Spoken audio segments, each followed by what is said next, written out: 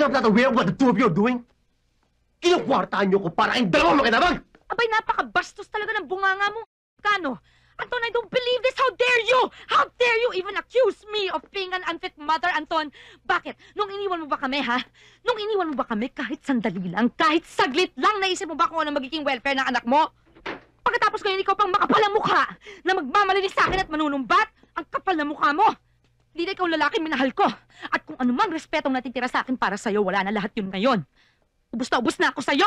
Ano akala niyo? Na ako Ano sa'yo. akala niyo? Akala niyo ba maluloko niyo ako? Ha? You shut up! Shut up!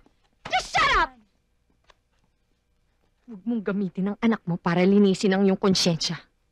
Wala kang nauutong tao para maniwala sa mga pinagsasasabi mo.